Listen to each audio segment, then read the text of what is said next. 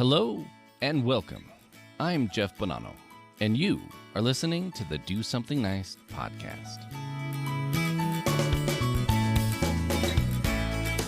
Do something. Something. Do something. Do something. Do something. Do something nice. Nice. Nice. Do something nice. Do something nice. Do something nice. Do something nice.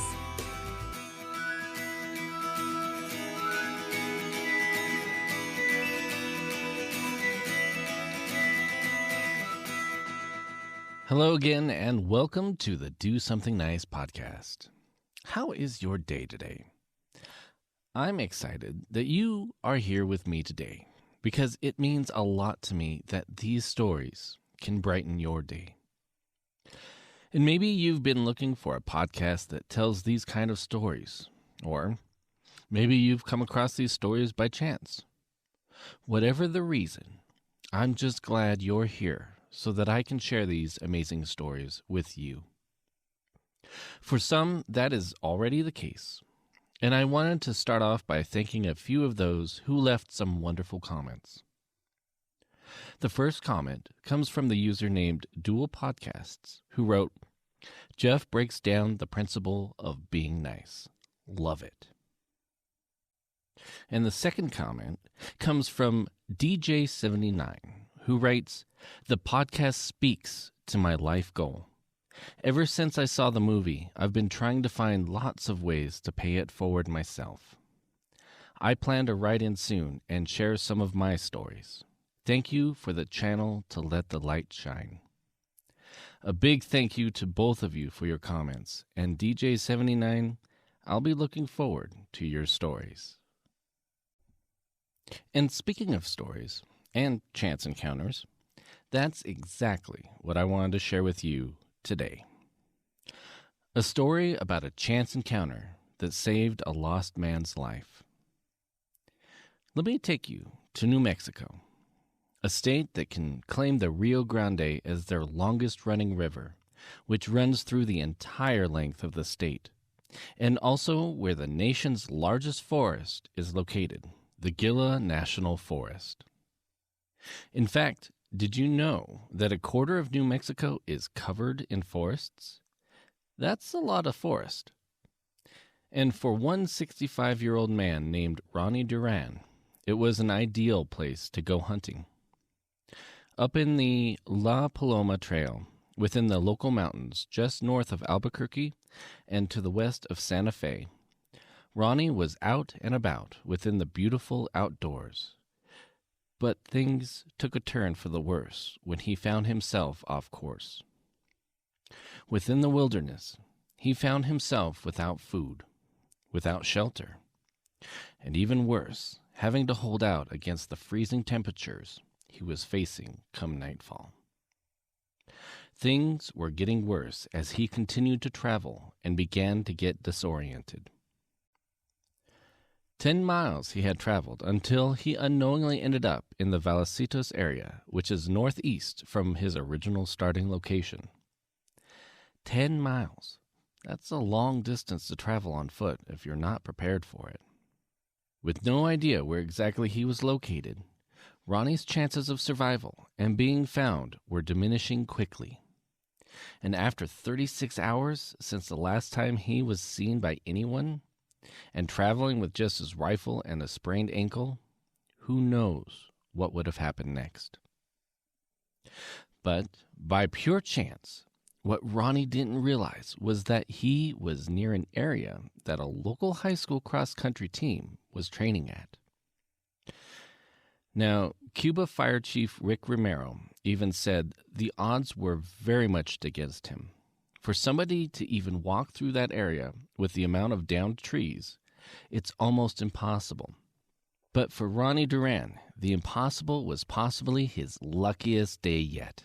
As the team of high school cross-country runners were running their last stretch, they had turned the corner only to find Ronnie, barely walking and able to speak in order to ask for help.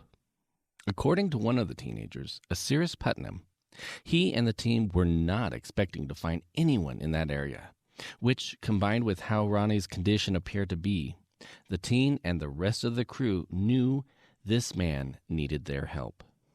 And so they did. The team walked Ronnie back to civilization. Mary Lou Gouris, the cross-country coach at Cuba High, was the first to spot the team walking the lost hunter back. Knowing that the cross-country team was not allowed to walk the course, she knew something was amiss. And when she clearly saw the man with them, she knew what they were doing. Something that, to this day, she is proud of her team for doing. Anton Antonia, one of the other runners, said he was just happy that we found him. But according to the news team at KRQE, locals credit the team's quick thinking and quick feet for saving Mr. Duran's life. The fact the kids didn't even hesitate to take him under their wing is something that even Ronnie's family were thankful for. And that makes me think about a quote from former presidential First Lady Barbara Bush, who once said, "Never lose sight of the fact that the most important yardstick of your success will be how you treat other people, your family, friends, and coworkers, and even strangers you meet along the way." One more time. Never lose sight of the fact that the most important yardstick of your success will be how you treat other people, your family, friends, and coworkers, and even strangers you meet along the way. I'm pretty sure that these youths who were expecting to just complete a cross-country run and carry on with their day as usual were not expected to be tested that day.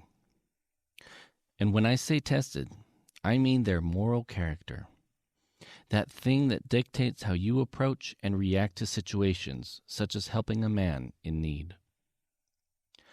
A life was saved that day. And maybe there could have been someone else who would have come across Ronnie, and maybe not.